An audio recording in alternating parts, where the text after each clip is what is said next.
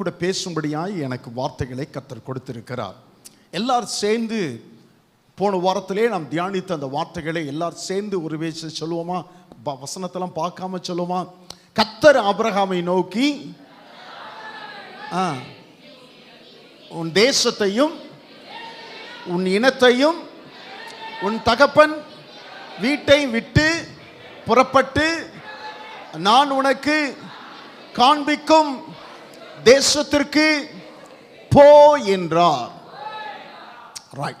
இதனாலே இரண்டாவது வசனத்தை தியானிக்க கர்த்தர் நமக்கு உதவி செய்வாராக. ஆதியாகமத்தின் புத்தகம் 12வது அதிகாரம் 2வது வசனம். நான் உன்னை பெரிய ஜாதியாக்கி உன்னை ஆசீர்வதித்து உன் பெயரை பெருமைப்படுத்துவேன், நீ ஆசீர்வாதமாய் இருப்பாய். நான் உன்னை பெரிய ஜாதியாக்கி உன்னை ஆசீர்வதித்து உன் பெயரை பெருமைப்படுத்துவேன், நீ ஆசீர்வாதமாய் இருப்பாய். எல்லாரும் சேர்ந்து சொல்லுமா? நான் உன்னை பெரிய ஜாதியாக்கி உன்னை ஆசீர்வதித்து உன் பெயரை பெருமைப்படுத்துவேன், நீ ஆசீர்வாதமாய் இருப்பாய். சொல்லுங்கள். அதெல்லாம் பார்க்காம சொல்லுங்க.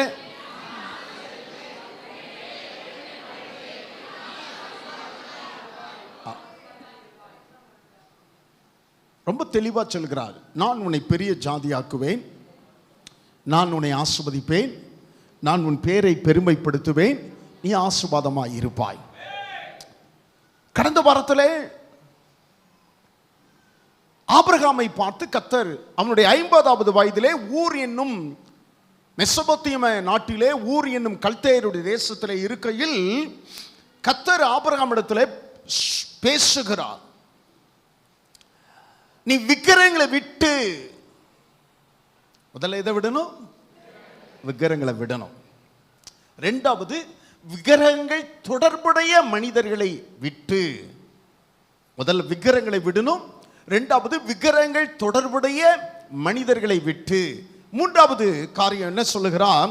விக்கிரகங்கள் தொடர்புடைய சமூக பழக்க வழக்கங்களை விட்டு. ஆமென் சொல்லுவீங்களா? ஆமா. 3 காரியங்களை விட வேண்டும் என்று சொல்லுகிறார். முதல் காரியம் என்ன? நம்பர் 1, விக்கிரகங்களை விட வேண்டும். நம்பர் 2,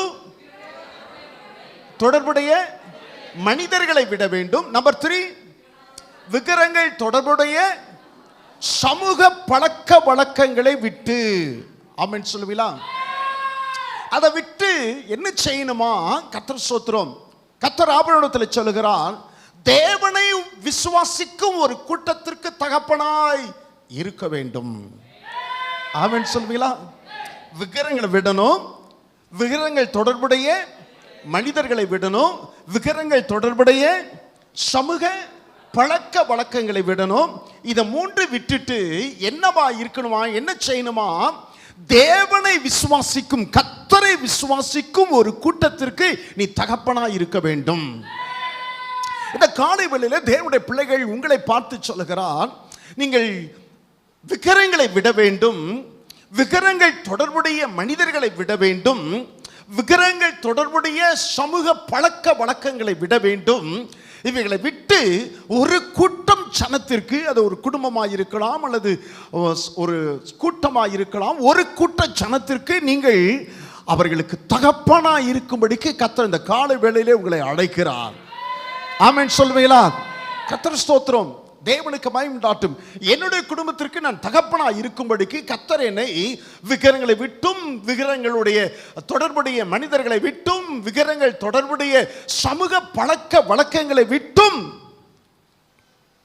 கர்த்தர் என்னை பிரித்து என் குடும்பத்திற்கு, என் குடும்பம் அனைத்திற்கும், என் தகப்பன் வீட்டு அனைத்திற்கும், என் தாய் வீட்டு அனைத்திற்கும் தகப்பனாய் இருக்கும்படி, விசுவாசத்தின் தகப்பனாய் இருக்கும்படி கர்த்தர் என்னை தெரிந்து கொண்டார். ஆமென் சொல்வீங்களா?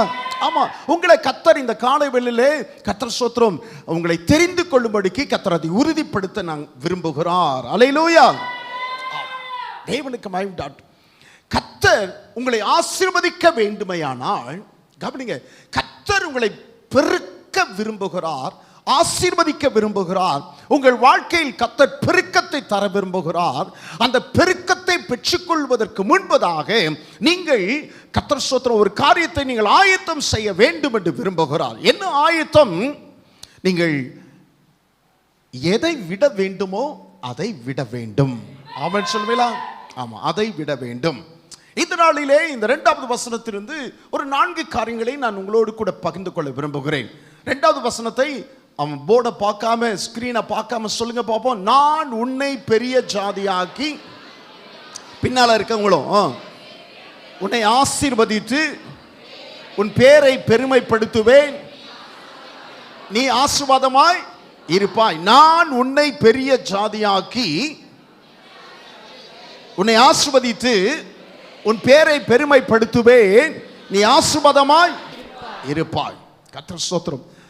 நம்பர் 1, இந்த நாளிலே ஒரு 4 காரியங்களை நான் உங்களோடு கூட, ஆயத்தத்திற்கான 4 காரியங்களை உங்களோடு கூட நான் பகிர்ந்து கொள்ள விரும்புகிறேன். கர்த்தர் ஸ்தோத்திரம்.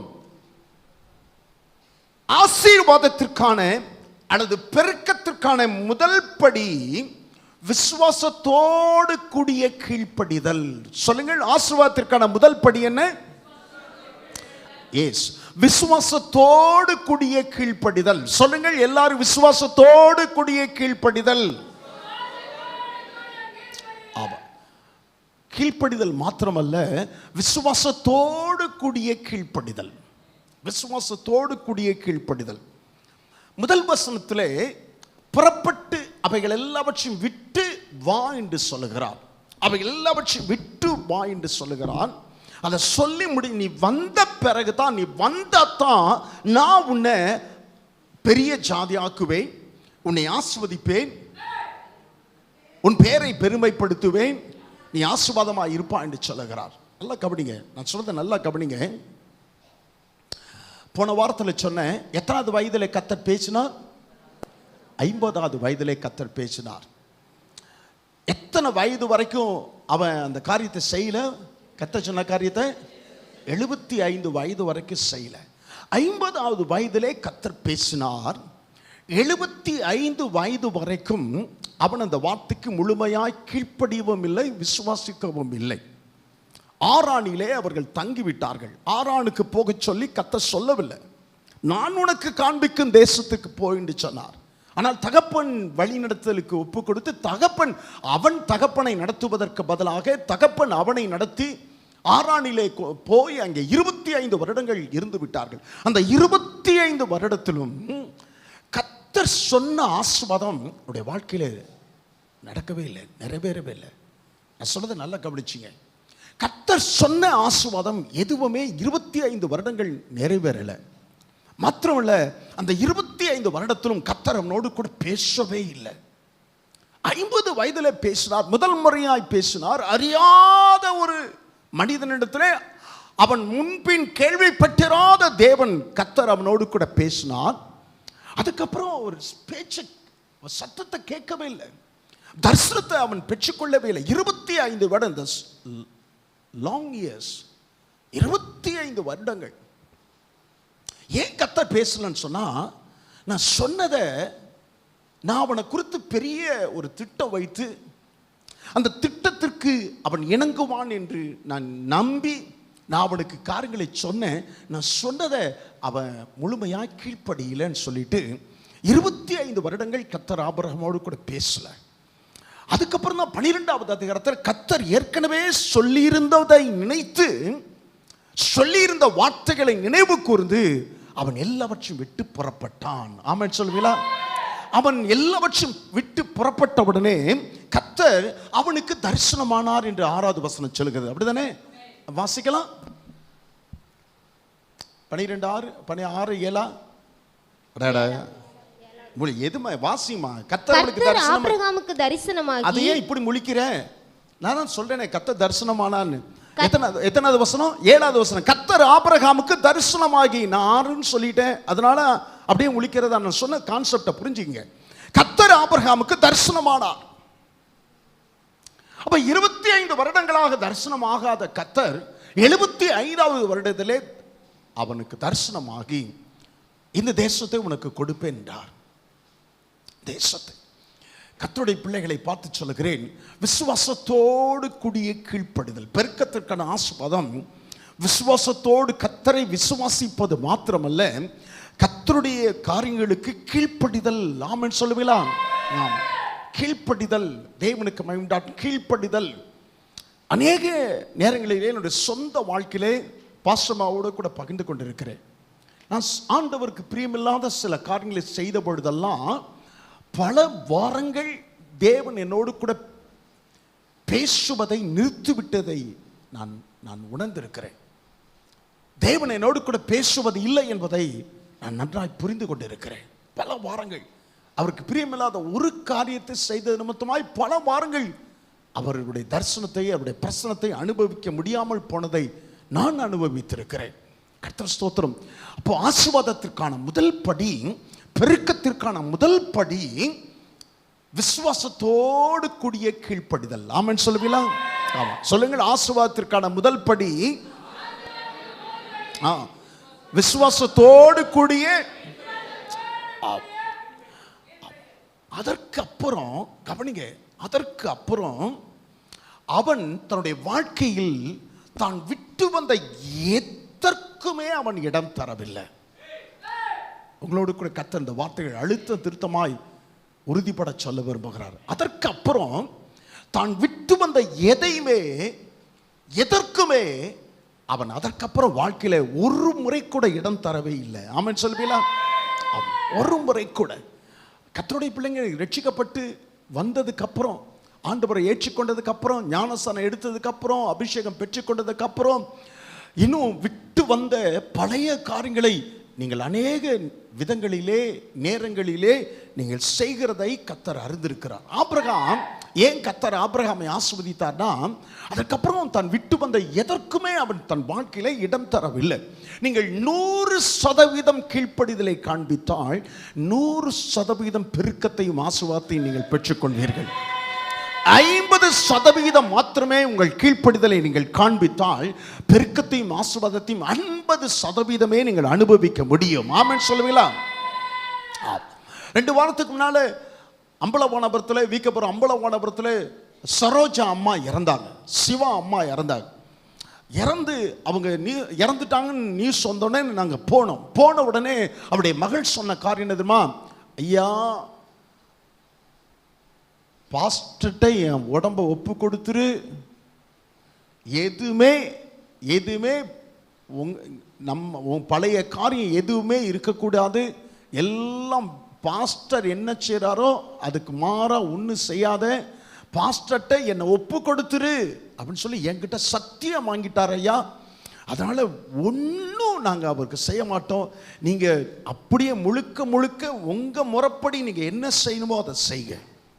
எவ்வளோ நல்ல ஒரு காரியங்கள் பற்றி உறுதியான முடிவு பார்த்தீங்களா? ஆமாம். அப்படி சிக்கலோடு கூட இருக்கிற குடும்பத்தில் சத்தியம் வாங்கிக்கிங்க. ஆமென் சொல்வீங்களா? ஆமாம். உங்கள் பிள்ளைங்க ரட்சிக்கப்படாதவங்க, உங்கள் மனைவி, கணவன், பிள்ளைகள், பெற்றோர் ரட்சிக்கப்படாதவங்கன்னா சத்தியம் வாங்கிக்கிங்க. கர்த்தர் ஸ்தோத்திரம். சத்தியம் வாங்கிக்கிங்க. அந்த அம்மா ரொம்ப நல்ல ஒரு பாராட்டுகிறேன், தேவனுக்கு மகிழ்ந்தார். அதை விட்டுட்டு ஞானஸ்நானம் எடுத்து அபிஷேகம் பெற்று கர்த்தருக்கு ஸ்தோத்திரம் செத்து போயிட்டான்னு சொல்லி வீட்டுக்கு போனால் கண்ணில் சந்தனம், நெத்தியில் காசு, இப்படியெல்லாம் வச்சுக்கிட்டு காரியங்கள் செய்யும்போது நமக்கு எவ்வளோ துக்கமாக இருக்கிறது. கர்த்தருக்கு எவ்வளோ துக்கமாக இருக்கும். கர்த்தருக்கு எவ்வளவு துக்கமாக இருக்கும். ரட்சிக்கப்பட்டு ஞானஸ்நானம் எடுத்தவங்களை நீர்மாலை எடுத்து எவ்வளவு துக்கமாக இருக்கும் பாருங்க. தான் விட்டு வந்த எதற்குமே அவன் வாழ்க்கையில இடம் கொடுக்கவில்லை. தெற்கூர்ல மகேந்திரனுடைய வீட்டிற்கு அடுத்த வீட்டில் இருக்கிற ராமையா, அந்த ஐயாவுடைய மனைவி, அந்த அம்மா பாட்டிமா சொன்ன அவங்க இந்த லாக்டவுன் பீரியட்ல இறந்தாங்க. அவங்க வீட்டுக்கு போனோம். அப்படியே சக்கலமும் வேத முறைப்படி செய்யத்தக்கதாய் ஒரு போதகருக்கு 3 போதகர் நின்று அந்த அடக்க ஆராதனை நடத்தும்படிக்கு. எவ்வளவு நல்ல காரியம் பாருங்க, எவ்வளவு நல்ல காரியம். 100% கீழ்ப்படிதல் எவர்கள் காண்பிக்கிறார்களுடைய வாழ்க்கையிலே 100% பெருக்கத்தையும் ஆசீர்வாதத்தையும் பெற்றுக்கொள்வார்கள். ஆமென் சொல்வீங்களா? ஆமாம். செய்தியினுடைய தலைப்பு என்ன? பெருக்கத்திற்கான ஆயத்தம். சொல்லுங்கள். செய்தியினுடைய தலைப்பு என்ன? பெருக்கத்திற்கான ஆயத்தம். இந்த பெருக்கத்திற்கான ஆயத்தத்தில் 2 காரியங்கள். ஒன்று பெருக்கம், 2 ஆயத்தம். பெருக்கம் என்பது கர்த்தருடைய பங்கு, ஆயத்தம் என்பது prepare for more. Preparation is your responsibility. More is God's responsibility. ஆயத்தம் என்பது என்னுடைய பொறுப்பு, பெருக்கம் என்பது, ஆசீர்வதிப்பது என்பது கர்த்தருடைய பொறுப்பு. ஆமென் சொல்லுவீங்களா? அநேக கர்த்தருடைய பிள்ளைகள் பெருக்கத்தை விரும்புகிறார்கள், ஆசீர்வாதத்தை விரும்புகிறார்கள், பெற்றுக்கொள்ள விரும்புகிறார்கள். ஆனால் அவர்கள் அதற்கான ஆயத்தத்தை அல்லது கீழ்ப்படுதலை அவர்கள் முழுமையாய் காண்பிப்பது இல்லை. அவர்கள் முழுமையாய் கர்த்தர் ஸ்தோத்திரம் அவர்கள் கீழ்ப்படிய விருப்பமாய் இருப்பது இல்லை. இங்கே கர்த்தர் ஆபிரகாமிடத்தில் சொல்லுகிறார், நான் உன்னை பெரிய ஜாதியாக்கி நான் உன்னை ஆசீர்வதித்து உன் பேரை நான் பெருமைப்படுத்துவேன், நீ ஆசீர்வாதமாக இருப்பாய். கர்த்தர் ஸ்தோத்திரம். இந்த பெருக்கத்தையும் ஆசீர்வாதங்கள் அனைத்தையும் பெற்றுக்கொள்ள கீழ்ப்படியவும் விசுவாசிப்பதையும் தவிர்த்து வேறு எதையுமே ஆபிரகாமிடத்திலே கர்த்தர் எதிர்பார்க்கவில்லை. ஆமென் சொல்லுவீங்களா? நான் உன்னை பெருக பண்ண போகிறேன், நான் உன்னை ஆசீர்வதிக்க விரும்புகிறேன், நான் ஆசீர்வதிக்க போகிறேன், நீ ஆசீர்வாதமாய் இருப்பதை அநேகர் காண போகிறார்கள். இந்த காரியத்தை நீ பெற்றுக்கொள்வதற்கு உன்னிடத்திலிருந்து நான் எதையும் எதிர்பார்க்கவில்லை. நீ கீழ்ப்படிவதையும் நீ விசுவாசிப்பதையும் தவிர்த்து உன்னிடத்திலே நான் வேறு ஒன்றையும் எதிர்பார்க்கவில்லை. ஆமென் சொல்வீங்களா? உங்களை பார்த்தும் கர்த்தர் இதே வார்த்தைகளை சொல்ல விரும்புகிறார். அருமையான கர்த்தருடைய பிள்ளைகள், வயதானவர்களானாலும் சரி, 75 வயதிலே இந்த காரியத்தை ஆபிரகாம் மறுபடியும் உறுதிப்படுத்தி இருப்பாரானால், நீங்கள் 75 வயதா இருந்தாலும் சரி, 25 வயதா இருந்தாலும் சரி, உங்களை பார்த்தும் கர்த்தர் இதே வார்த்தைகளை சொல்கிறார். நான் உங்களை ஆசீர்வதிக்க போகிறேன், நான் உங்களை பெருகச் செய்ய போகிறேன், நான் உங்களை விருத்தி அடைய செய்ய போகிறேன். இந்த பெருக்கத்தையும் ஆசீர்வாதத்தையும் விருத்தியும் நீங்கள் பெற்றுக்கொள்வதற்கு உங்கள் வாழ்க்கையிலே கீழ்ப்படிதலையும் விசுவாசிப்பதையும் தவிர்த்து நீங்கள் ஒன்றையும் செய்ய நான் உங்களிடத்தில் எதிர்பார்ப்பு வைக்கவில்லை. ஆமென் சொல்லுவீங்களா? அல்லேலூயா. எபிரேயர்களின் நிருபத்திலே 11வது அதிகாரத்திலே 8வது வசனம் சொல்லுகிறது, விசுவாசத்தினாலே ஆபிரகாம், வாசிக்கலாம், விசுவாசத்தினாலே ஆபிரகாம் தான் சுதந்திரமாக பெறப்போகிற இடத்திற்கு போகும்படி, தான் சுதந்திரமாக பெறப்போகும் இடத்திற்கு போகும்படிக்கு அழைக்கப்பட்ட போது கீழ்ப்படிந்து, கவனிங்கள், கீழ்ப்படிந்து, விசுவாசத்தினாலே கீழ்ப்படிந்து. அப்படி விசுவாசித்தான். எதை விசுவாசித்தானோ அதற்கு முற்றிலுமாய் ஆபிரகாம் கீழ்ப்படிந்தான். அல்லேலூயா. It doesn't matter how crazy it was, how crazy it was, how outlandish it was, எவ்வளவு பைத்தியக்காரத்தனமாய் அது தோன்றினாலும் சரி, நம்புவதற்கு ஏது வல்லாததாய் அது காணப்பட்டாலும் சரி, அவன் விசுவாசித்து அவன் கீழ்ப்படிந்தான். ஆமென் சொல்லுவீங்களா? ஆமா. 75 வயதிலே கர்த்தர் சொல்கிறான், நான் உன்னை பெரிய ஜாதியாக்குவேன். பைத்தியக்காரத்தனம். 75 வயசுல கல்யாணத்துல கையை பிடிச்சி கொடுக்கும்போது சொன்னா நான் உன்னை பெரிய ஜாதி ஆக்குவேன்னு சொன்னா ரைட்டு, பெரிய ஜாதி ஆவாங்க, சாத்தியம் இருக்கு. 75 வயதுல நான் உன்னை பெரிய ஜாதி ஆக்குவேன்னு சொல்லுகிறது எவ்வளவு பைத்தியக்காரத்தனம், எவ்வளவு நம்புவதற்கு ஏதுவில்லாத ஒரு சூழ்நிலை. ஆனால் அவன் விசுவாசித்தான். He believed God. அவன் கர்த்தரை விசுவாசித்தான், கர்த்தருடைய வார்த்தைகளை விசுவாசித்தான். ஆமென் சொல்லுவீங்களா? கர்த்தருடைய வார்த்தைகளை விசுவாசித்தான். ஆசீர்வாதத்திற்கான முதல் படி விசுவாசத்தோடு கூடிய கீழ்ப்படிதல். இரண்டாவது, கர்த்தர் ஸ்தோத்திரம், இரண்டாவது இந்த வசனத்திலிருந்து ஒன்றை பார்க்கிறோம், நான் உன்னை பெரிய ஜாதியாக்கி உன்னை ஆசீர்வதித்து உன் பேரை பெருமைப்படுத்துவேன், நீ ஆசீர்வாதமாய் இருப்பாய். இரண்டாவது காரியம், இந்த இரண்டாவது வசனத்திலிருந்து நாம் அறிந்து கொள்கிற இரண்டாவது காரியம், God can make nothing to something. God can make nothing into something. ஒன்றுமில்லாமையிலிருந்து ஒன்றை உருவாக்க நம் தேவன் வல்லவர், நம் தேவனுக்கு கூடும். ஆமென் சொல்லுவீங்களா? ஒன்றுமில்லாமையிலிருந்து ஒன்றை உருவாக்க தேவனால் கூடும். சொல்லுங்கள், ஒன்றுமில்லாமையிலிருந்து, சத்தமாய் சொல்லும், ஒன்றுமில்லாமையிலிருந்து ஒன்றை உருவாக்க தேவனால் கூடும். அவனுக்கு 50 வயதா இருக்கும்போது சொல்லுகிறான், இப்பொழுது அவன் கீழ்ப்படிந்து 100% ஒப்பு கொடுத்த பொழுது அவனுக்கு வயது 75. ஒரு குழந்தை கூட அவனுக்கு கிடையாது, ஒரு பிள்ளை கூட கிடையாது. ஒரு பிள்ளை பிறப்பதற்கான சாத்தியமும் இல்லாத வயது அது. ஒரு பிள்ளை பிறப்பதற்கான சாத்தியமும் இல்லாத வயது அந்த பெற்றோருக்கு, ஆபிரகாமுக்கும் அவனுடைய மனைவிக்கும். கர்த்தர் ஸ்தோத்திரம். ஆனா கர்த்தர் அவனை பார்த்து சொல்லுகிறார், சாத்தியமே இல்லாத சூழ்நிலையிலே, கர்த்தர் ஸ்தோத்திரம், சாத்தியம் இல்லாத நிலையிலே இருக்கிற அவனை பார்த்து கர்த்தர் சொல்லுகிறான், நான் உன்னை பெரிய ஜாதி ஆக்குவேன். ஆமென் சொல்வீங்களா? அவனுக்கு இந்த வார்த்தைகளை, ஆபிரகாமுக்கு இந்த வார்த்தைகளை கர்த்தர் சொல்வதன் மூலமா என்ன சொல்ல விரும்புகிறார் என்று சொன்னால், ஆபிரகாமே, உனக்கு 75 வயது ஆனாலும் சரி, I can make nothing into something. ஒன்றுமில்லாமையிலே நான் ஒன்றை என்னால் உருவாக்க முடியும். ஆமென் சொல்வீங்களா? தேவ பிள்ளைகள் எல்லாரும், நான் சொல்லுகிறேன், கர்த்தருடைய பிள்ளைகள், இங்கே வந்திருக்கிற கர்த்தருடைய பிள்ளைகள் எல்லாரும் ஒரு காரியத்தை, கர்த்தரை குறித்த ஒரு காரியத்திலே நீங்கள் தெளிவான புரிந்து கொள்ளுதல் உள்ளவர்களாய் நீங்கள் இருக்க வேண்டும். நம்முடைய தேவன் எப்படிப்பட்ட தேவன் என்று சொன்னால், இல்லாதவைகளை இருக்கிறவர்களை போல அழைக்கிற தேவன். சொல்லுங்கள், இல்லாதவைகளை இருக்கிற, ரோமர் 4:17, இருக்கிறதை போல அழைக்கிற தேவன். இல்லாதவைகளை இருக்கிறவர்களை போல அழைக்கிற தேவன். இல்லாதவைகளை இருக்கிறவர்களை போல அழைக்கிற தேவன். சொல்லுங்கள், ஒரு 3 தடவை சொல்லுங்களேன். எஸ், அவர் அழைக்கிற தேவன். எப்படி, யாருன்னு சொல்லுங்க, வாசிங்கம்மா. 4:17 வாசிங்க. அநேக ஜாதிகளுக்கு உன்னை தகப்பனாக ஏற்படுத்தினேன் என்று எழுதியிருக்கிறபடி அவன் தான் விசுவாசித்தவருமாய் மரித்தோரை உயிர்ப்பித்து இல்லாதவைகளை இருக்கிறவர்களைப் போல அழைக்கிறவருமாய் இருக்கிற, இல்லாதவைகளை இருக்கிறவர்களை போல அழைக்கிறவருமாய் இருக்கிற, he speaks things that were as though they were not. He speaks things that were not as though they were.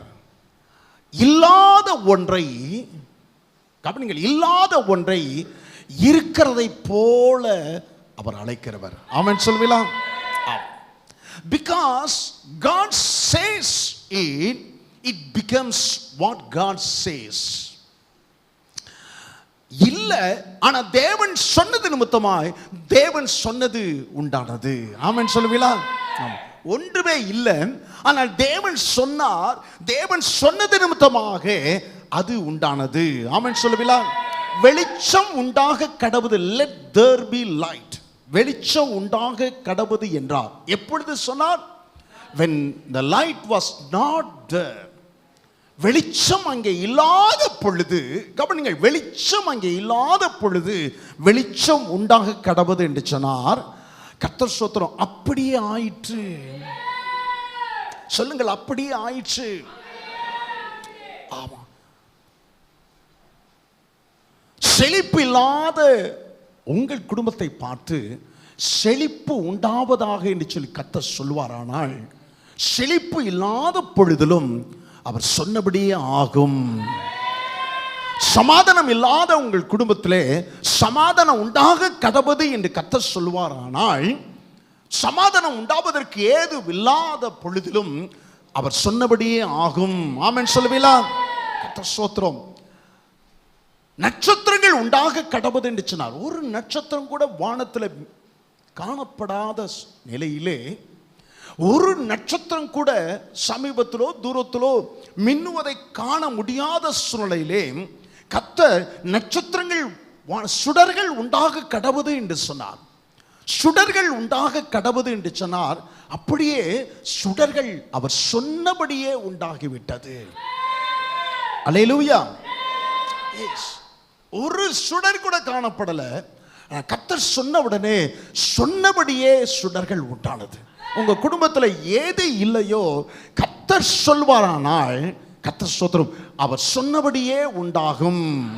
கரங்களை தட்டி கர்த்தருக்கு மகிமை செலுத்துவோமா? ஆமென். விசுவாசிகள் எல்லாரும்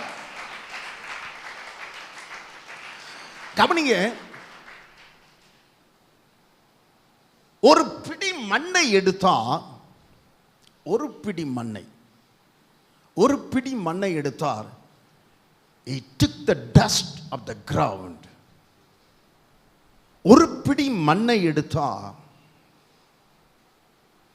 அதை ஒரு உருவமாக சிருஷ்டித்தார். And formed a man and formed an image. He took the dust of the ground. பூமியின் தூள், பூமியின் மண்ணை அவர் எடுத்தார். பூமியின் மண்ணை. அந்த வார்த்தை ரொம்ப நல்ல ஒரு வார்த்தை.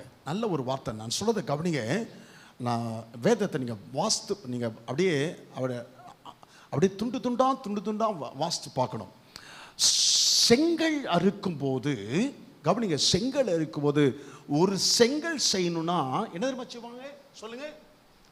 கொஞ்சம் களிமண்ணும் கொஞ்சம் மண்ணும், அதுக்கப்புறம் என்ன செய்யணும்? தண்ணி இல்லாம கவனிங்க, தண்ணி இல்லாம மண்ணை எடுத்து செங்கல் செய்ய முடியாது.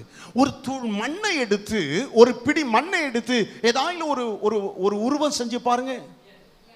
ஏதாவது ஒரு உருவம், ஒண்ணுமே வேண்டாம், ஒரு உருண்டை செஞ்சு பாருங்க. ஒரு துளி மண்ணை எடுத்து செய்ய முடியும் நினைக்கிறீங்களா? முடியவே முடியாது. என்ன செஞ்சாலும் அது ஒரு கட்டுக்குள்ளார வரவே வராது. பிடிக்கவே முடியாது தண்ணீர் சேர்க்காம. ஆனா வேதம் சொல்லுது, God took a dust of the ground and formed a man.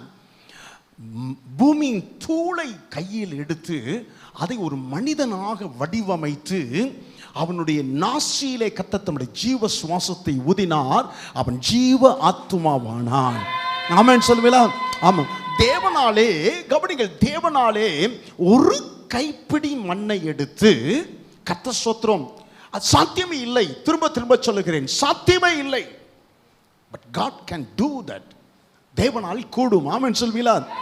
சாத்தியம் இல்லாத நிலையிலே ஒரு பிடி மண்ணை கையில் எடுத்து அதை ஒரு உருவமாக, ஒரு 6 அடி உயர உருவமாக கர்த்தரால் மாற்ற முடியுமானால், உங்கள் குடும்பத்தின் சூழ்நிலைகள், உங்கள் பொருளாதார நிலை, உங்கள் சரீரத்திற்கு அடுத்த ஆரோக்கியத்திற்கு அடுத்த நிலை, எல்லாவற்றையும் தேவனாலே மாற்ற முடியும்.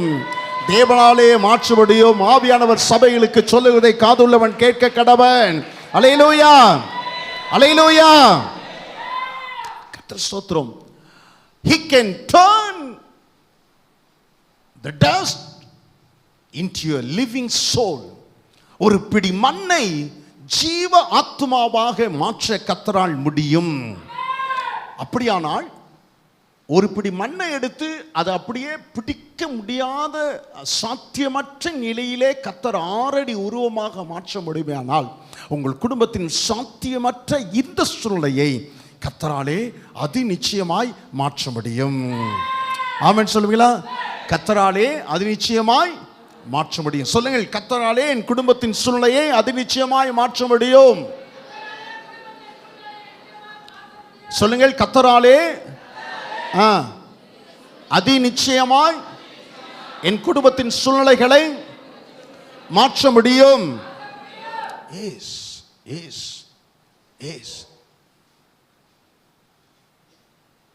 நீங்க எதை குறித்து கலங்கிட்டு இருக்கீங்களோ அந்த காரியத்தை குறித்து நீங்க கலங்கவே வேண்டியதில்லை. ஏன்னா நமக்கு ஒரு தேவன் இருக்கிறார்.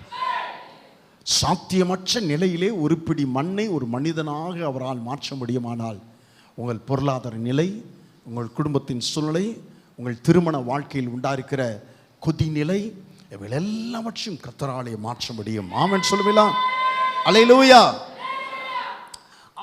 ஆபிரகாமை பார்த்து கர்த்தர் என்ன சொன்னான்னு சொன்னா, நான் உன்னை பெரிய ஜாதியாக்கி அப்படின்ற வார்த்தையின் மூலமா என்ன சொல்ல வருகிறான்னு சொன்னா, Abraham, I can turn nothing into something.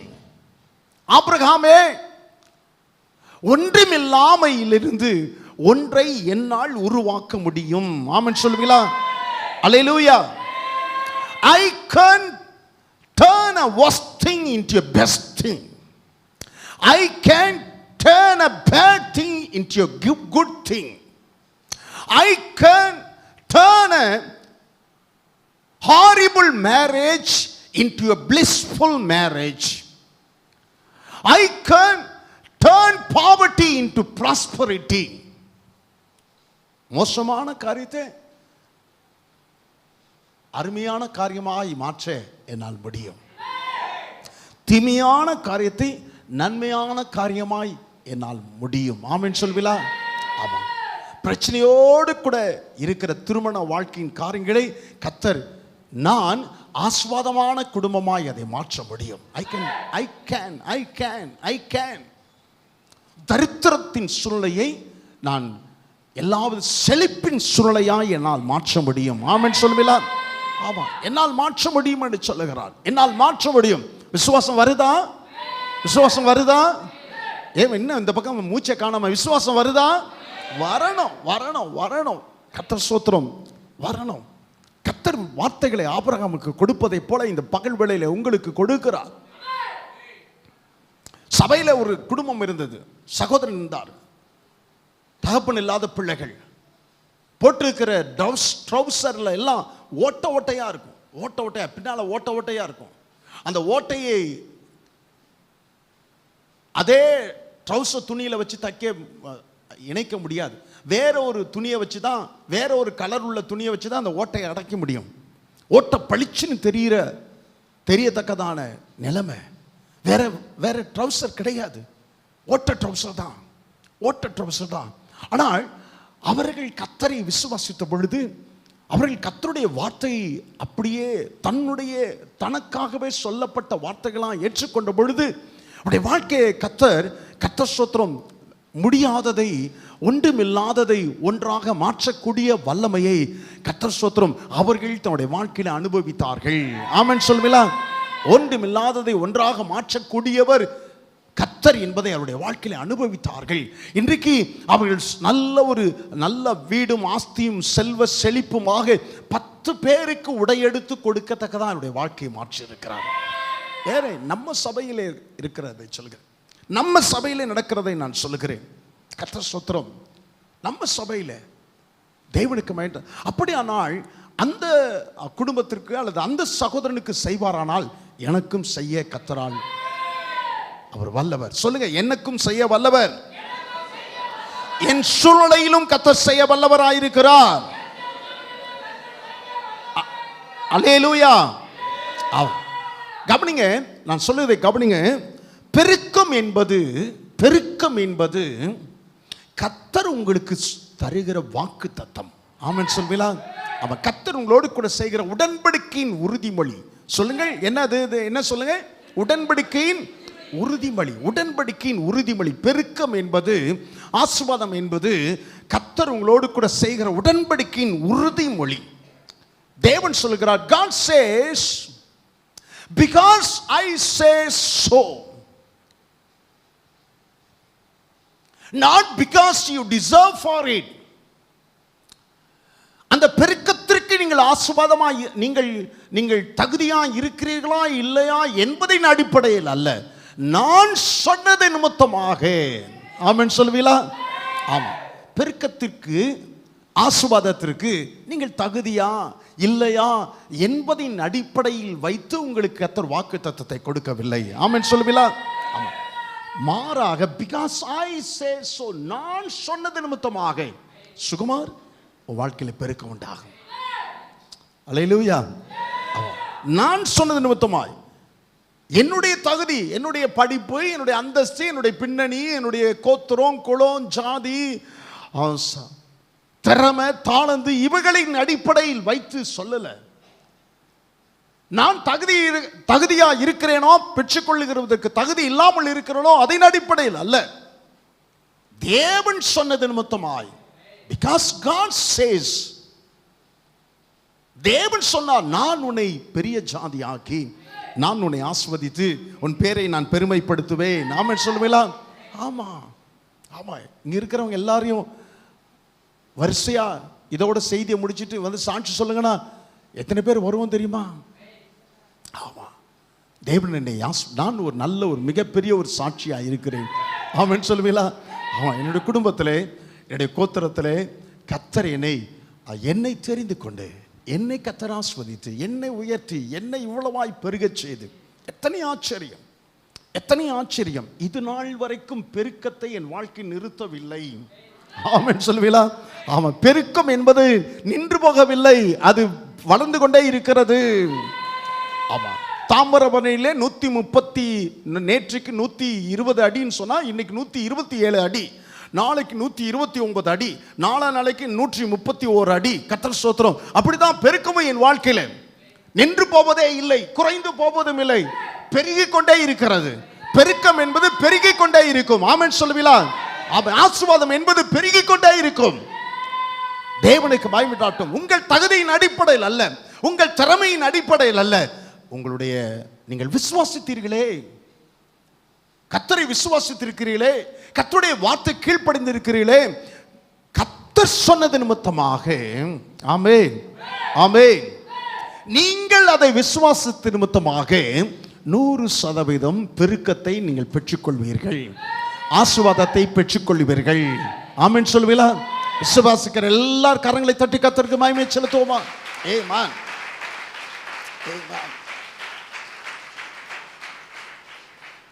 Because God says so, and because I believe in His words,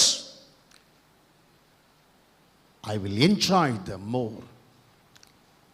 பெருக்கத்தை கர்த்தர் சொன்னார் என்பதினாலும், கர்த்தர் சொன்னதை நான் அப்படியே நான் முழு மனதாய் விசுவாசித்திருக்கிறேன் என்பதனாலும் பெருக்கத்தை 100% நான் அனுபவிப்பேன். பெருக்கத்தை 100% நான் ஆசீர்வாதத்தை அனுபவிப்பேன். ஆமென் சொல்லுவீங்களா? ஆமென். மூன்றாவது காரியம் கவனிங்கள். முதல் காரியம் என்ன சொன்னேன்? ஆசீர்வாதத்திற்கான முதல் படி விசுவாசத்தோடு கூடிய கீழ்ப்படிதல். இரண்டாவது காரியம் என்ன சொன்னேன்? கர்த்தர் ஸ்தோத்திரம், ஒன்றும் இல்லாமல் இருந்து ஒன்றை உருவாக்க தேவனாலே கூடும். மூன்றாவது காரியம், God is the source of all the blessings I have.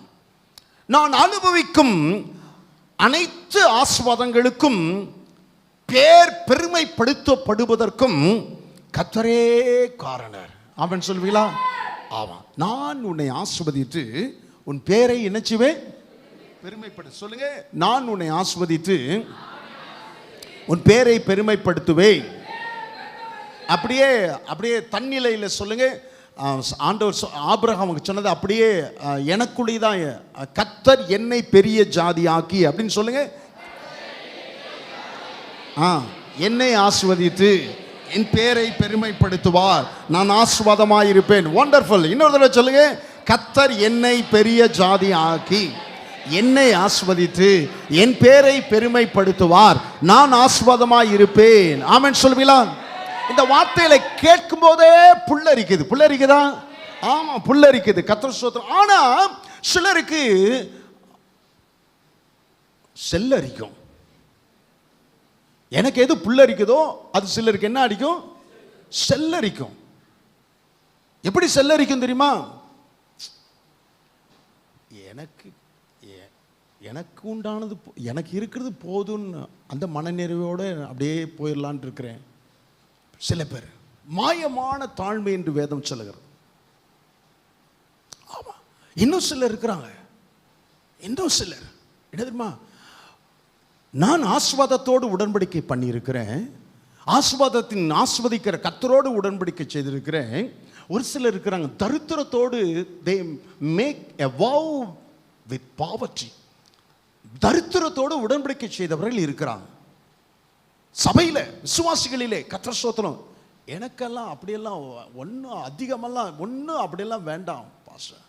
இருக்கிறது சாப்பிட்றதுக்கு போதும், இருக்கிறதுக்கு இருந்தால் போதும், நிம்மதியாக நான் இருந்தால் போதும்.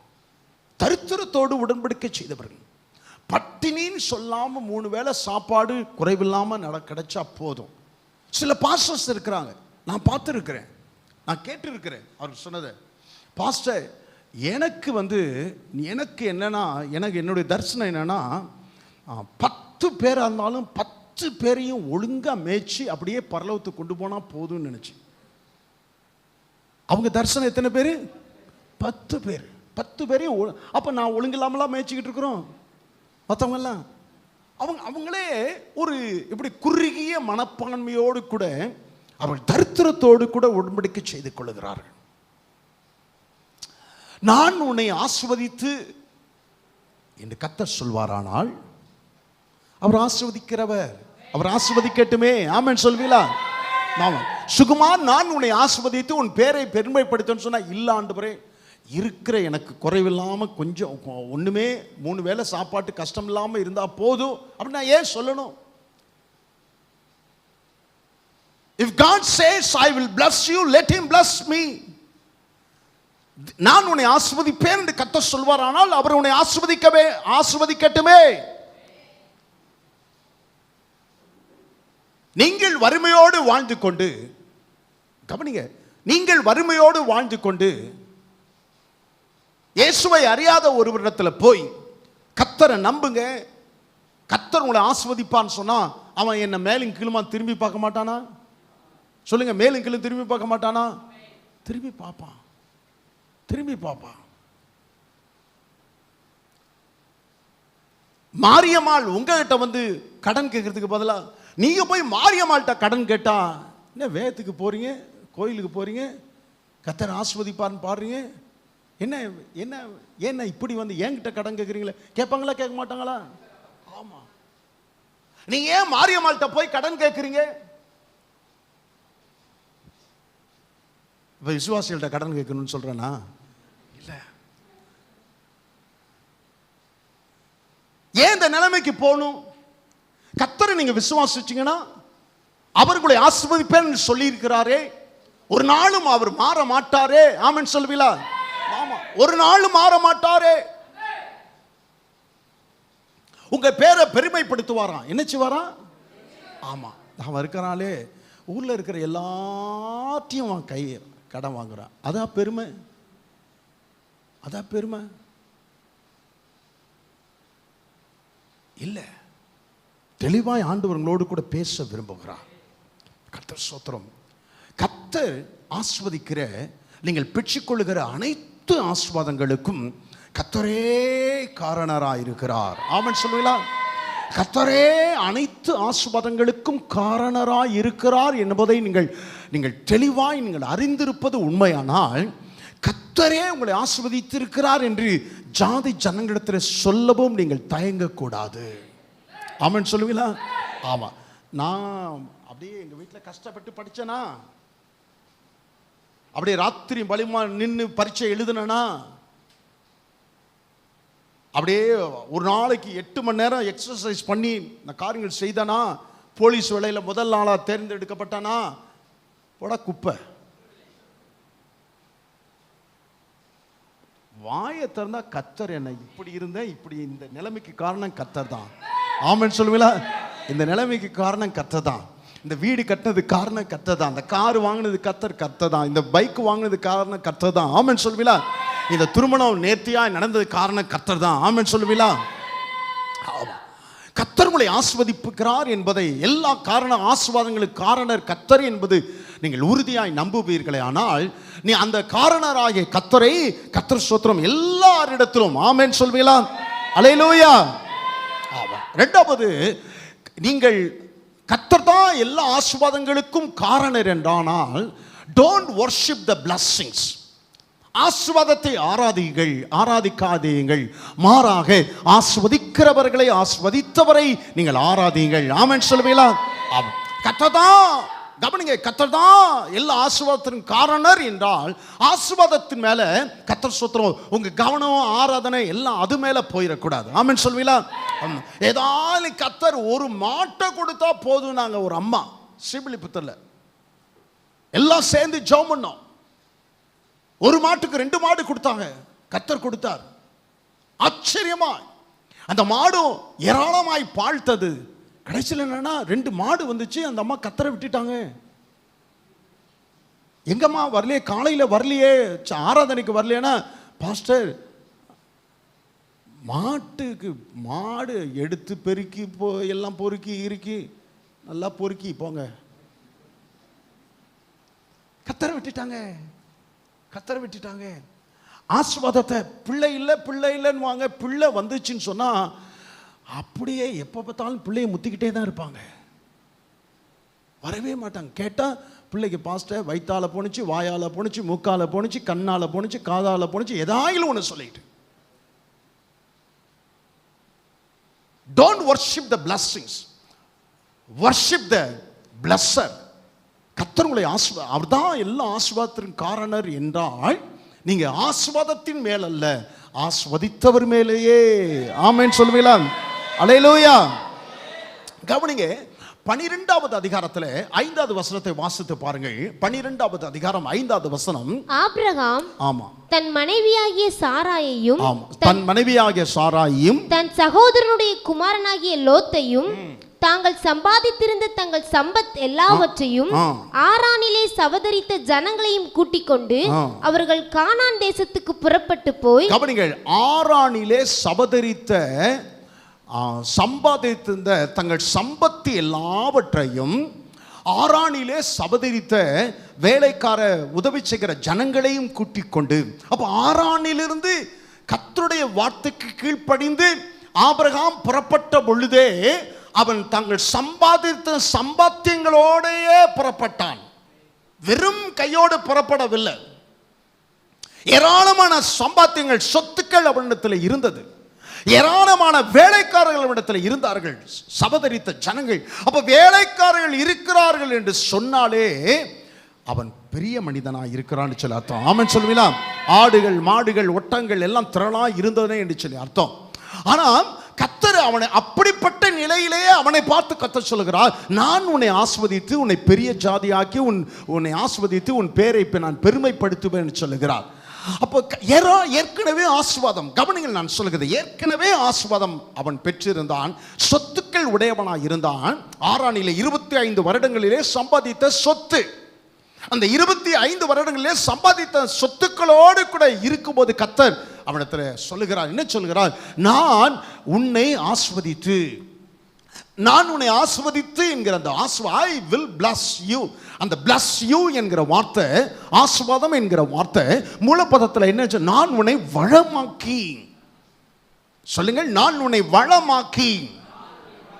வெல்த், வெல்த், நான் உன்னை வளமாக்கி. அந்த வளமாக்கி என்கிற வார்த்தைக்கு என்ன அர்த்தம் சொன்னா, காசு பணம் மாத்திரமல்ல, காசு பணம் மாத்திரமல்ல, ஆரோக்கியம் ஆசீர்வாதத்தின் ஒரு பகுதி, சுகவாழ்வு ஆசீர்வாதத்தின் ஒரு பகுதி. ஆமென் சொல்லுவீங்களா? சமாதானம் ஆசீர்வாதத்தின் ஒரு பகுதி, பெருக்கம் ஆசீர்வாதத்தின் ஒரு பகுதி, நீடித்த நாட்கள் ஆசீர்வாதத்தின் ஒரு பகுதி. ஆமென் சொல்லுவீங்களா? பொருளாதாரம் ஆசீர்வாதத்தின் ஒரு பகுதி. ஆமென் சொல்லுவீங்களா? இவை எல்லாமே எல்லாம் சேர்ந்தது தான் வளம். இவையெல்லாம் சேர்ந்ததை தான் கர்த்தர் ஆசீர்வாதம் என்று சொல்லுகிறார். வெறும் பணத்தை மாத்திரமல்ல, வெறும் பணத்தை மாத்திரமல்ல. கவனிங்கள், அநேகருக்கு பணம் இருக்கிறது, ஆனால் சமாதானம் இல்லை. ஆமென் சொல்லுங்களா? சொத்து இருக்கு, சமாதானம் இல்லை. கடந்த வருஷத்துல இந்தியாவுடைய காப்பி தோட்ட முதலாளிகளில் நம்பர் 1, முதல் தரமான நபர், முதல் நபர் என்று சொல்லி அழைக்கப்பட்ட, சொல்லுங்க பேரு, சித்தார்த். காப்பி தோட்டம், இந்தியாவின் காப்பி தோட்டம், பெரிய காப்பி தோட்டம் வைத்து பெரிய முதலாளியாக இருந்து ஏறத்தாழ 1000 கோடிக்கு மேலாக, 1000 கோடி ரூபாய் உங்களால எண்ணவே முடியாது, 1000 கோடிக்கு மேலாக அதிபதியாக இருந்த அவர், கர்த்தர் ஸ்தோத்திரம், ஒரு டேம்ல விழுந்து செத்து போயிட்டார். ஏன் டேம்ல விழுந்து செத்து போனாரு?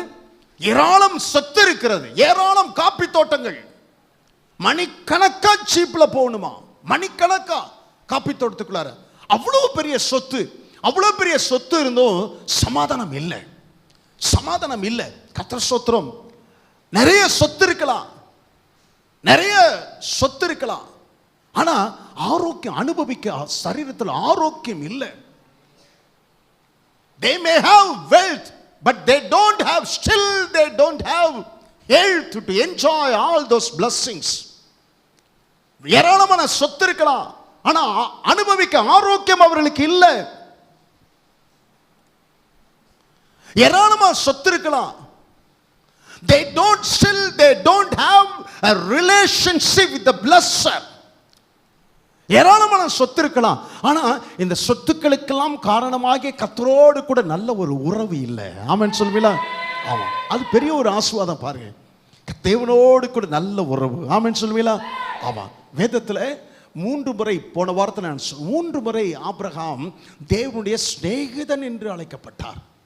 சிநேகிதன் என்று செய்ய போற காரியத்தை என் சிநேகிதனாகிய ஆபிரகாமுக்கு நான் மறைப்பேனோ என்று சொல்லுகிறார். எவ்வளவு நெருக்கமான உறவு பாருங்க. கர்த்தர் ஸ்தோத்திரம். எவ்வளவு நெருக்கமான ஒரு உறவு பாருங்க. Not the blessings that you have in your hand, but the relationship that you have in your heart.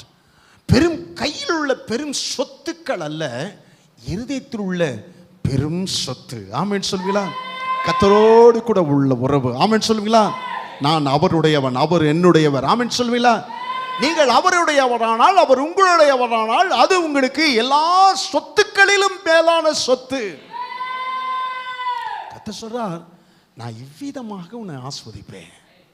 ஆமா, வெறும் பணம் பணம் கடன் கடன் கடன் கடன் அதுதான் ஆஸ்வாதம் சொன்னா அதுதான் நினைக்காதீங்க.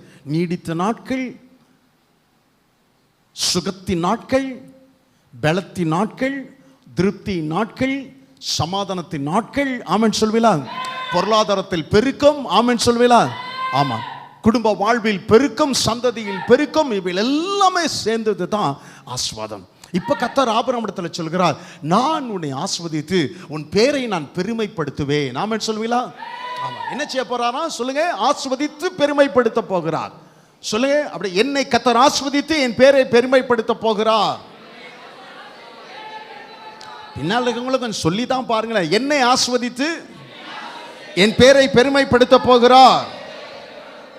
என்ன சொல்ல? நான் உன்னை ஆஸ்வதித்து உன் பேரை பெருமைப்பட, உன் பேரை ஆமா. ஆபிரகாமின் வழிவந்த சந்ததியார் எல்லாம் யார் சொல்ல அழைக்கப்படுகிறார்கள்? யூதர்கள் என்று அழைக்கப்படுகிறார்கள். யூதர்களுக்கு விசுவாசத்தின் தகப்பன் யார் தெரியுமா? ஆபிரகாம் தான்.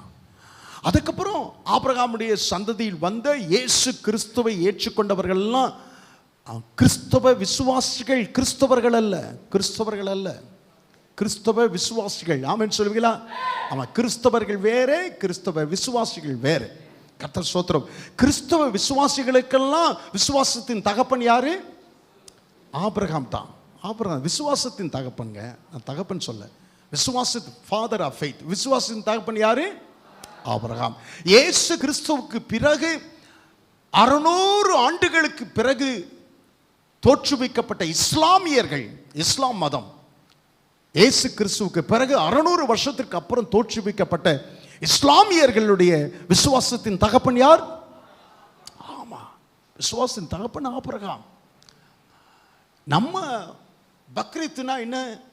இஸ்லாமியர்கள் பக்ரீத் கொண்டாடுறாங்களா என்ன? நம்ம என்ன சொல்லுகிறோம்? ஆபிரகாம் ஈசாக்கை பலி கொடுத்தான்னு சொல்லுகிறோம். அவர்கள் என்ன சொல்கிறார்கள்? ஆபிரகாம் இஸ்மவேலை பலி கொடுத்தான்னு சொல்லுகிறாங்க. நம்ம ஆபிரகாம் சாராள் ஈசாக் என்று சொல்லுகிறோம்.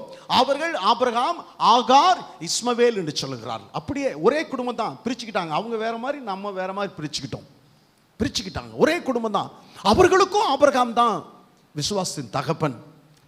விசுவாசிகளுக்கும், கிறிஸ்தவ விசுவாசிகளுக்கும் ஆபிரகாம் தான் தகப்பன். யூதர்களுக்கும் ஆபிரகாம் தகப்பன். கவனிங்க, எவ்வளவாக அவன் பேரை, ஆபிரகாமுடைய பேரை இந்த 2020 வருஷம் வரைக்குமாக கர்த்தர் பெருமைப்படுத்தி கொண்டு வருகிறார் பாருங்க. ஆமென் சொல்லுவீங்களா? நீங்க விசுவாசித்தா கடைசி அந்த மணி நேரத்தில் ஒருத்தர் வந்து உங்க கண்ணை மூடுகிற முன்னால, ஒரு சிலர் வந்து உங்களை குளிப்பாட்டி வேற புது ட்ரெஸ் மாற்றி ஒரு கண்ணாடி பெட்டிக்குள்ளார வைப்பதற்கு முன்னால, ஆமென் சொல்வீங்களா? ஆமா, உங்க பேரை கர்த்தர் உங்களை ஆஸ்வதிக்கிறது மாத்திரமல்ல, உங்கள் பேரை கர்த்தர் பெருமைப்படுத்தாமல் அந்த காரியம் என் வாழ்க்கை நடக்கவே நடக்காது. ஆமென் சொல்வீங்களா? ஆமா, என் பேரை, என்னை ஆஸ்வதித்து கர்த்தர் என் பேரை பெருமைப்படுத்தாமல் நான் கண்ணாடி பெட்டிக்குள்ள படுக்கவே மாட்டேன். கண்ணாடி பெட்டினோடனே பயமா இருக்குது நிறைய பேருக்கு. படன்னு வருது. படன்னு என்னடா கண்ணாடி பெட்டின்னு சொல்லிட்டாரு இந்த வாரத்தில் யாரோ. என்ன விசுவாசம் பாருங்க. சொல்லுங்களேன், வாய் தன்னு சொல்லுங்களேன், கர்த்தர் என் பேரை பெருமைப்படுத்தாம நான் கண்ணாடி பெட்டிக்குள்ள படுக்கவே மாட்டேன். சொன்னவங்க எல்லாருக்கும் அப்படியே செய்யுங்க ஆண்டவரே. ஆமா, இன்னும் பயப்படுறீங்க பார்த்தீங்களா? இன்னும் பயப்படுறீங்க பார்த்தீங்களா? ஆமா, உங்க பேரை ஆட்டுக்குட்டியானவருடைய ஜீவ புஸ்தகத்திலே கர்த்தர் எழுதி வைத்திருக்கிறார் பாருங்க. அதே பெரிய பெருமைப்படுத்தப்படுதல் தான். ஆமென் சொல்லுவீங்களா? ஆமா, உங்க பேரை சில பேருக்கு பள்ளிக்கூடத்தில் கூட ரெக்கார்டில் கூட பேரே கிடையாது. பள்ளிக்கூடம் போகாத ஆட்கள் இங்கே இருக்கிறாங்க. ஆமாம், பெரிய பெரிய ஆனால் பெரிய பார்க்கறதுக்கு பெரிய எம்ஏ பிஎல் மாதிரி தெரியும். ஆமாம், ஒரு பாஸ்டர் வந்து நான் திருநெல்வேலியில் ஒரு போதகர் கூட்டத்தில் பேசிக்கிட்டு இருந்தேன். அந்த பாஸ்டர் யாருன்னு உங்களுக்கு நிறைய பேருக்கு தெரியும். அந்த பாஸ்டர் பேசிக்கிட்டு இருந்தேன்னா நான் அவர்கிட்ட ஆங்கிலத்தில் பேசினேன். அவர் தாட் போட்டுனார் பாருங்க, ஆங்கிலத்தில் பேசினேன். அவர் சொல்கிறாரு, மெல்ல பாஸ்டர் தனியாக வாங்கலைன்னாரு. தனியாக கூட்டிகிட்டு போய் 3ஆம் கிளாஸ் தான் பாஸ்டர் நான் படிச்சிருக்கிறேன், 3ஆம் கிளாஸ் தான். எப்படி பைபிள் எல்லாம் என் பிள்ளைங்க தான் பைபிள் எனக்கு வாசிப்பாங்க. அப்படியே சொல்லுவேன், அப்படியே மனசில் வச்சுக்க. அப்படியே பிரசங்கம் பண்ணிடுவேன். நல்ல சபை. எவ்வளோ பெரிய படிப்பாளி பாருங்க, கர்த்தர் ஸ்தோத்திரம். ஸ்கூல் ரெக்கார்டில் கிடையாது பேர், ஆனால் ஜீவ புஸ்தகத்தில் என் பேரை எழுதியிருக்கிறாரு. எவ்வளவோ உங்க பேரை பெருமைப்படுத்தியிருக்கிறார். ஆமென் சொல்லுவீங்களா? அல்லேலூயா. இரண்டாவதாக உங்கள் பேரை கர்த்தர் ஸ்தோத்திரம் கவனிங்கள், உங்கள் பேரை உங்கள் குடும்பத்தார் மத்தியிலே பெருமைப்படுத்த விரும்புகிறார். உங்கள் பேரை உங்கள் சமுதாயத்தின் மத்தியிலே பெருமைப்படுத்த விரும்புகிறார். உங்கள் பேரை இந்த திருச்சபையின் நடுவிலே பெருமைப்படுத்த விரும்புகிறார். விசுவாசிகள் எல்லாம் அப்படியே சொல்லுவீங்களா? என் பேரை குடும்பத்தார் மத்தியிலே சொல்லுங்கள். வாயை திறந்து விசுவாசத்தோடு சொல்ல, என் பேரை குடும்பத்தார் மத்தியிலே பெருமைப்படுத்துவதற்காக நன்றி. என் பேரை அடுத்து எங்க செய்யணும்? சமுதாயத்தின் நடுவிலே. ஆமென் சொல்லுவீங்களா? சமுதாயத்தின் நடுவிலே. ஆமென் சொல்லுவீங்களா? ஆமென். சமுதாயத்தின் நடுவிலே சொல்லுங்கள், சமுதாயத்தின் நடுவிலே. ஆமா. மூன்றாவது, என் பேரை சபையின் நடுவிலே. ஆமென் சொல்லுவீங்களா? ஆமா. நீங்க செத்து போனாலும் உங்க பேரை சொல்லிக்கிட்டே இருக்கணுங்க. என்ன செத்து போறான்னு உடனே சத்தமெல்லாம் குறைஞ்சிருச்சு, என்ன பச திரும்ப அதே சொல்லிக்கிட்டு உங்கள் பேரை பெருமைப்படுத்துவேன் என்கிறார். உங்கள் பேரை பெருமைப்படுத்துவேன் சொல்லுகிறார். வேதத்துக்கு போனதுக்கு நாக்க பிடிங்கிட்டு சாவுங்கடான்னு சொன்ன என்னுடைய குடும்பத்தார் கர்த்தர் ஸ்தோத்திரம் என்னை கூப்பிட்டு வந்து எனக்கா ஜெபம் பண்ணுங்களேன். சுகமும் இல்லை, சமாதானம் இல்லை, ஒரு பிள்ளை கூட உருப்படி இல்லை, ஜெபம் பண்ணுங்களேன்னு சொல்லும்போது எனக்கு எப்படி இருந்திருக்கும் தெரியுமா? எப்படி இருந்திருக்கு தெரியுமா? ஒரு கல்யாண வீட்டில் எல்லாருக்கும் முன்னாடி வச்சு நீங்களும் உங்கள் அப்பனும் உங்கள் அம்மையும் விஷத்தை குடிச்சிட்டு சாவுங்களாடா, கேவலப்படுத்துறீங்களே. வேதத்துக்கு போய் என்னை கேவலப்படுத்தினவர்களுக்கு முன்பதாக என் குடும்பத்தாருக்கு மத்தியிலே கர்த்தர் என் பேரை பெருமைப்படுத்தினார். உங்களை பெருமைப்படுத்துவேன் சொல்லுகிறார். உங்க தகப்பன் உங்க குடும்பத்தாருக்கு மத்தியிலே உங்களை பெருமைப்படுத்துவேன் சொல்லுகிறார். சமுதாயத்தின் நடுவிலே உங்களை பெருமைப்படுத்துவேன் சொல்லுகிறார். போகும்போதும் வரும்போதும் வேதத்தை கையில் எடுத்துக்கொண்டு போகும்போதும் வரும்போதும் உங்களை அற்பமாய் பேசி, வக்கிரமாய் பேசி, உங்களை எல்லாவற்றும் தரக்குறைவாய் பேசின சமுதாயத்தின் ஜனங்களுக்கு நடுவே கர்த்தர் உங்களை பெருமைப்படுத்துவேன் என்று சொல்லுகிறார். சபையின் நடுவிலே உங்கள் பேரை பெருமைப்படுத்துவேன் என்று சொல்லுகிறார். ஆமென் சொல்லுவீங்களா? அல்லேலூயா, அல்லேலூயா. விசுவாசிக்கிறீங்களா? விசுவாசிக்கிறீங்களா? உங்க திறமையினாலே, உங்க தகுதியின் அடிப்படையில் அல்ல, கர்த்தர் சொன்னதினாலே. because God says so, he will do that. தேவன் சொன்னது நிமித்தமாய் கர்த்தர் அதை செய்ய வல்லவர். கர்த்தர் செய்வார், செய்வார். அல்லேலூயா. நான்காவதாக ஒரு காரியம், the purpose of the blessing, ஆசீர்வாதத்தின் நோக்கம். the purpose of the blessing, ஆசீர்வாதத்தின் நோக்கம். நான் உன்னை பெரிய ஜாதியாக்கி உன்னை ஆசீர்வதித்து உன் பேரை பெருமைப்படுத்துவேன், நீ ஆசீர்வாதமாய் இருப்பாய். நான் உன்னை ஆசீர்வதித்து என்பது வேறே, நீ ஆசீர்வாதமாய் இருப்பாய் என்பது வேறு. ஆமென் சொல்வீங்களா? ஆம். ஆங்கிலத்தில் எப்படி சொல்ல, நீ ஆசீர்வாதமாய் இருப்பாய் என்கிற வார்த்தை தமிழிலே அவ்வளவு அழுத்தமான ஒரு வார்த்தையாய் சொல்லப்படவில்லை. மாறாக ஆங்கில வேதாமத்திலும் மூலப்பதத்திலும் என்ன சொல்லப்பட்டிருக்கிறது? You shall be a blessing, you shall be a blessing. அப்படின்னா என்ன அர்த்தம் சொன்னா, சூரியன் கிழக்கிலே உதிக்கும். அப்படின்னா என்ன அர்த்தம்? உதிக்கும். சூரியன் கிழக்கிலே உதிக்கும், மேற்கிலே மறையும். அப்படின்னா என்ன அர்த்தம்? எந்த சூழ்நிலையிலும் எந்த நாளிலும் அது தென்கிழக்காக உதிக்கவே உதிக்காது. ஆமென் சொல்லுவீங்களா? ஆமா. எந்த சூழ்நிலையிலும் எந்த நாளிலும் வடமேற்காக மறையவே மறையாது. கிழக்கிலே உதிக்கும் சொன்னா கிழக்கிலே தான் உதிக்கும், மேற்கிலே மறையும் என்றால் மேற்கிலே தான் மறையும். நீ ஆசீர்வாதமா இருப்பாய் என்பது அந்த வார்த்தை. அப்படிப்பட்ட அழுத்தமானவர். நீ ஆசீர்வாதமாகத்தான் இருப்பாய். சொல்லுங்க, நான் ஆசீர்வாதமாகத்தான் இருப்பேன். இன்னொரு சொல்லுங்க, நான் ஆசீர்வாதமாகத்தான் இருப்பேன். நீ ஆசீர்வாதமா இருப்பாய் என்று சொன்னால் என்ன அர்த்தம் தெரியுமா? மற்றவர்கள் உன்னை பற்றி பேசும்போதெல்லாம், மற்றவர்கள் உன்னை பார்க்கும் போதெல்லாம் நீ ஆசீர்வாதமா இருப்பதை அவர்கள் காணத்தக்கதாய். ஆமென் சொல்லுவீங்களா? ஆமா, கர்த்தர் ஸ்தோத்திரம். கவனிங்க, நான் சொல்லுகிறேன், நீ ஆசீர்வாதமா இருப்பாய் என்று சொன்ன அர்த்தம், மற்றவர்கள் உன்னை பார்க்கும் போதெல்லாம், மற்றவர்கள் உன்னை பற்றி பேசும் போதெல்லாம் நீ ஆசீர்வாதமா இருப்பதை அவர்கள் காண்பார்கள். ஆமென். அல்லேலூயா, அல்லேலூயா. அப்படியே ஆண்டவரை பார்த்து கை வச்சு சொல்லுங்க, ஆண்டவரே, இந்த வார்த்தையின்படியே எனக்கு செய்வதற்காக உமக்கு நன்றி. யாரெல்லாம் விசுவாசம் சொல்றீங்களோ அப்படியே கர்த்தர் செய்வாராக. அல்லேலூயா. ஸ்தோத்திரம், ஸ்தோத்திரம், ஸ்தோத்திரம், ஸ்தோத்திரம். கர்த்தர் உங்களை ஆசீர்வதிப்பது, கவனிய, கர்த்தர் உங்களை ஆசீர்வதிப்பது. கர்த்தர் ஸ்தோத்திரம். நான் செழிப்பை பற்றி ஒரு 12 வருடங்களுக்கு முன்புதான் நான் பேசியிருக்கிறேன். Get all you can all you get, sit on your can. Get all you can. எதெல்லாம் கிடைக்குமோ அதெல்லாம் சுருட்டிக்கோ, எவ்வளோ முடியுமோ அவ்வளோ சுருட்டிக்கோ, எவ்வளோ சுருட்ட முடியுமோ அதெல்லாம் ஒரு பீப்பாய்க்குள்ளார, ஒரு பேரலுக்குள்ளார அடைச்சிக்கோ. எல்லாத்தையும் பேரலுக்குள்ளார அடைச்சி அந்த பேரலுக்கு மேலே உட்காந்துக்கோ. Get what you can what you get. Sit on your can. எவ்வளோ சுருட்ட முடியுமோ அவ்வளோ சுருட்டிக்கோ, சுருட்டினதெல்லாம் எவ்வளோ அடைக்க முடியுமோ அவ்வளோ அடைச்சிக்கோ. ஒரு பீப்பாய்க்குள்ளார, அந்த பீப்பாய்க்குள்ளார அடைச்சி அது மேலே உட்காந்துக்க. சுத்த ஆண்டவர் ஆசீர்வாதத்தை உங்களுக்கு கொடுக்கிறது, சுகவாழ்வை கொடுக்கிறது, நீடித்த நாட்களை கொடுக்கிறது, சமாதானத்தை கொடுக்கிறது. நீங்கள் எல்லாத்தையும் சுருட்டி பீப்பாய்க்குள்ள அடைச்சி வைக்கிறதுக்காக அல்ல. ஆமென் சொல்லுவீங்களா? ஆமா. நான் மற்றவர்களுக்கு ஆசீர்வாதமாக இருக்க வேண்டும். ஆமென், ஆமென். கர்த்தர் ஸ்தோத்திரம். நீங்கள் மற்றவர்களுக்கு ஆசீர்வாதமாக இருக்க வேண்டும் என்பதற்காகவே தேவன் உங்களை ஆசீர்வாதமாக்க விரும்புகிறார். அல்லேலூயா. உங்களை ஆசீர்வதிப்பது மாத்திரமல்ல, உங்களை ஆசீர்வதிப்பது மாத்திரம், நீங்கள் அனுபவிப்பதற்கு மாத்திரமல்ல, மற்றவர்களுக்கு நீங்கள் கர்த்தர் ஸ்தோத்திரம் ஆசீர்வாதமாக இருக்க வேண்டும் என்பதற்காக தேவன் உங்களை ஆசீர்வதிக்கிறவர்.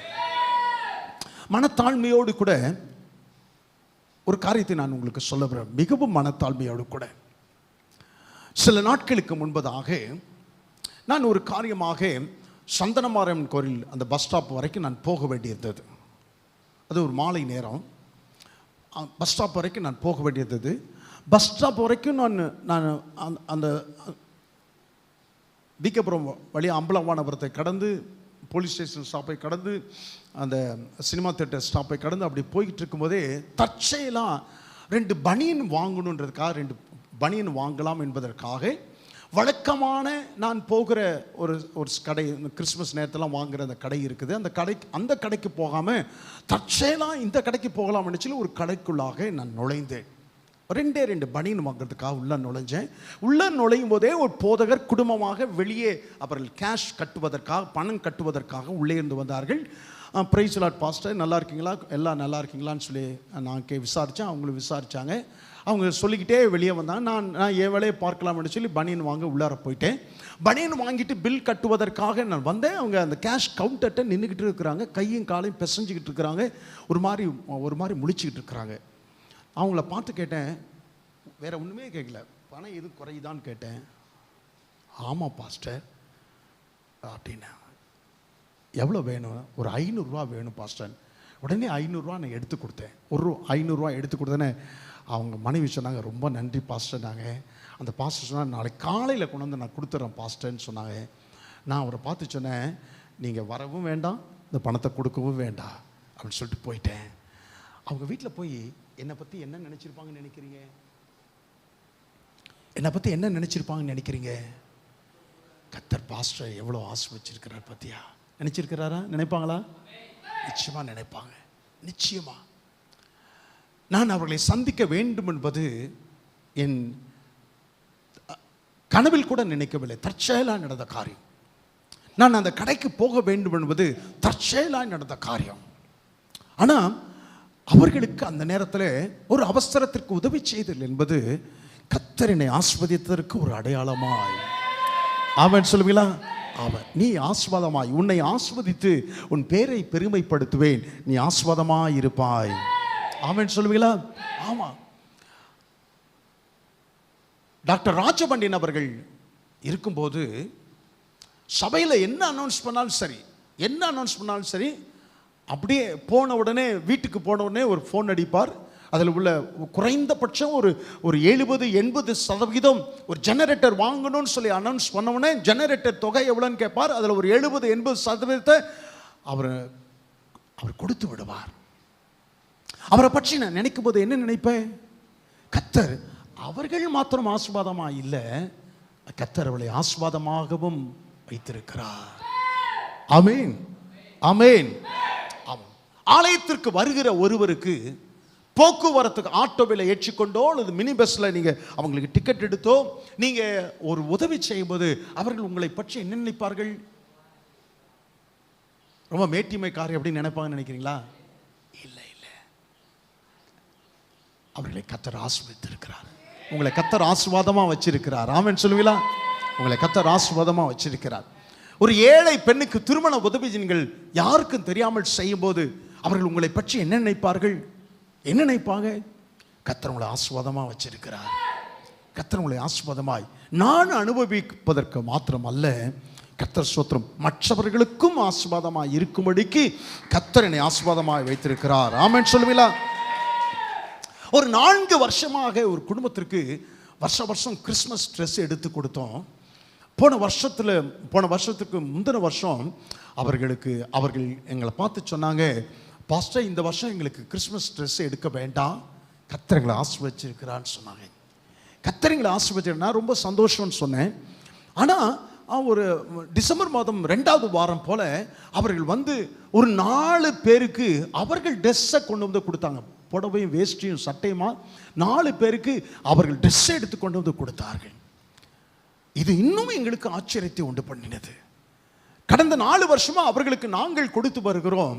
இன்றைக்கு அவர்கள் மற்றவர்களுக்கு கொடுக்கத்தக்கதாய் நீ ஆசீர்வாதமாய் இருப்பாய், கர்த்தர் சொல்கிறார், நீ ஆசீர்வாதமாய் இருப்பாய். ஆமென் சொல்லுவீங்களா?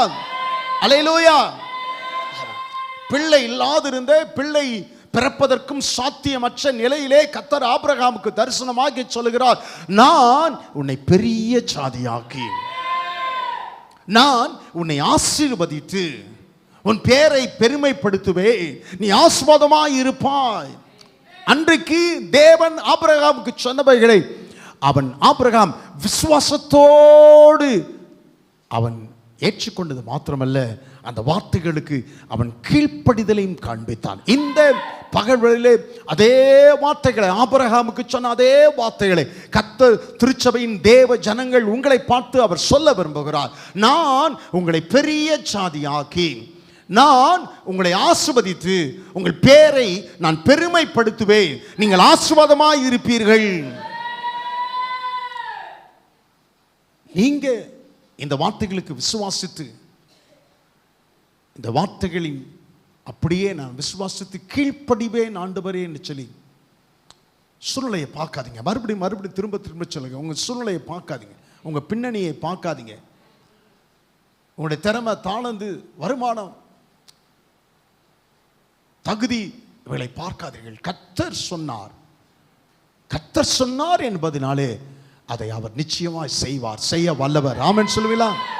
விசுவாசிகள் எல்லாம் அப்படியே எழுந்து நின்று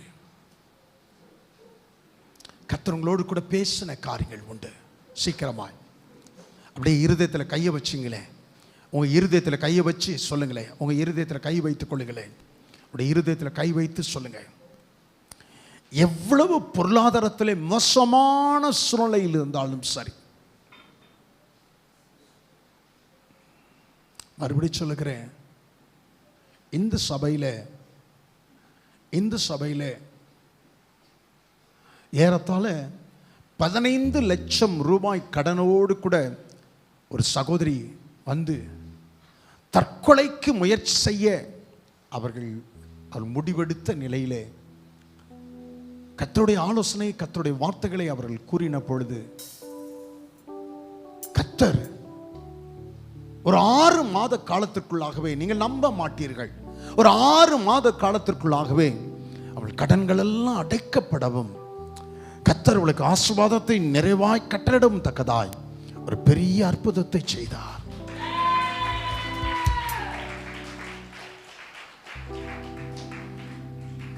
ஒரு பிடி பூமியின் மண்ணை எடுத்து 6 அடி உயரமுள்ள ஒரு மனிதனாக கர்த்தரால் அதை வடிவமைக்க முடியுமானால் உங்கள் பொருளாதார காரியத்தை கர்த்தர் மாற்ற அவரால் முடியும். உங்கள் குடும்ப சூழ்நிலைகளை மாற்ற அவரால் முடியும். உங்கள் குடும்பத்தில் உண்டாயிருக்கிற திருமண நெருக்கடிகள், திருமண போராட்டங்களை, கர்த்தர் யுத்தங்களை ஓய பண்ண முடியும். சமாதானம் நிறைந்த ஒரு வாழ்க்கை கர்த்தரால் தர முடியும். தேவன் செய்ய வல்லவர், தேவன் செய்ய வல்லவர். அவர் உங்களை ஆஸ்வதிக்க விரும்புகிறார். உங்களை பெருக செய்வேன் என்பதை கர்த்தர் உங்களுக்கு அளித்த வாக்கு தத்தம். உங்களை பெரிய ஜாதியாக்குவார். உங்கள் பேரை பெருமைப்படுத்துவார். ஜாதிகளுக்கு முன்பதாக, இயேசுவை ஏற்றுக்கொண்டதற்கு முன்பதாக, உங்கள் ஜனங்கள் எல்லாருக்கும் முன்பதாக உங்களை தலை நிமிர பண்ணுகிற கர்த்தர் அவர் வாக்களித்திருக்கிறார். உங்கள் பேரை நான் பெருமைப்படுத்துவேன், உங்கள் பேரை நான் பெருமைப்படுத்துவேன், உங்கள் பேரை நான் பெருமைப்படுத்துவேன். சபையிலே பெருமைப்படுத்துவேன், சமுதாயத்திலே பெருமைப்படுத்துவேன், குடும்பத்தார் மத்தியிலே நான் பெருமைப்படுத்துவேன்.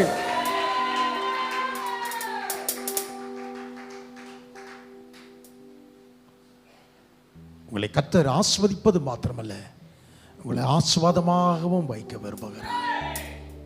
எனக்கு தான் இந்த வார்த்தைகள் சொல்லுகிறவங்க அப்படியே இந்த வார்த்தைகளை நான் எனக்கென்று விசுவாசிக்கிறேன் ஆண்டவரே. எனக்காகவே பேசினீர் என்று ஏற்றுக்கொள்கிறேன் ஆண்டவரே. எனக்காகவே இந்த வார்த்தை எனக்குரியது ஆண்டவரே. இந்த வார்த்தைகள் எனக்குரியது ஆண்டவரே. சொல்லுங்க சொல்லுங்க, சத்தமா சொல்லுங்க, இந்த வார்த்தைகள் எனக்குரியது ஆண்டவரே. இந்த வார்த்தைகள் எனக்குரியது, எனக்குரியது, எனக்குரியது, எனக்குரியது. நீ சொன்னால் அதை செய்ய வல்லவர், நீ சொன்னால் அதை செய்ய வல்லவர். என் தேவனால் எல்லாம் கூடும். நான் ஆசீர்வாதமாய் இருப்பேன், நான் ஆசீர்வாதமாய் இருப்பேன். நான் கடன் கொடுப்பேனே அல்லாமல் கடன் வாங்குவது இல்லை. நான் ஜாதிகளுக்கு மத்தியிலே ஆசீர்வாதமாய் இருப்பேன். என் தேவனால் எல்லாம் கூடும், என் தேவனால் எல்லாம் கூடும், என் தேவனால் எல்லாம் கூடும். என் சம்பத்து குறைவது இல்லை. கையை உயர்த்தி என் கையை பிடிச்சிங்க ஆண்டவரே. உங்களை தவிர வேற யாராலும் என் சூழ்நிலையை மாற்ற முடியாது, என் சூழ்நிலையை மாற்ற முடியாது. என் திறமையால முயன்று பார்த்த முடியல, என் படிப்பால முயன்று பார்த்த முடியல, என் தாளந்தை வைத்து பின்னணியை வைத்து முயன்று பார்த்த முடியல. உங்களால முடியும் ஆண்டவரே. என் கையை நீங்க பிடிக்க வேண்டும் என்று ஒப்பு கொடுக்கிறேன். உயர உயர என் கையை நான் உயர்த்துகிறேன். என் கையை பிடித்துக் கொள்வீராக. சொல்லுங்க சொல்லுங்க, என் கையை பிடித்துக் கொள்வீராக, என் கையை பிடித்துக் கொள்வீராக, என் கையை பிடித்துக் கொள்வீராக. யார் யாரெல்லாம் கையை உயர்த்தினாங்களோ அவங்க கையெல்லாம் பிடிச்சிங்க ஆண்டவரே, அவங்க கையெல்லாம் பிடிச்சிங்க ஆண்டவரே. அவங்க சூழ்நிலையெல்லாம் மாத்துங்க ஆண்டவரே. அது எப்படிப்பட்ட சூழ்நிலையா இருந்தாலும் மாற்ற மாள் கூடும் ஆண்டவரே, மாற்ற மாள் கூடும் ஆண்டவரே, மாற்ற மாள் கூடும் ஆண்டவரே. திருமண வாழ்க்கை ஆண்டவரே காரியங்களோ ஆண்டவரே, உறவுக்கு அடுத்த காரியங்களோ, பொருளாதாரத்துக்கு அடுத்த காரியங்களோ, ஆரோக்கியத்திற்கு அடுத்த காரியங்களோ, ஆண்டவரே சுக வாழ்வுக்கு அடுத்த காரியங்களோ, எதுவானாலும் மாற்ற மாள் முடியும், எதுவானாலும் மாற்ற மாள் கூடும், எதுவானாலும் எதுவானாலும் எதுவானாலும் மாற்ற மாள் கூடும்.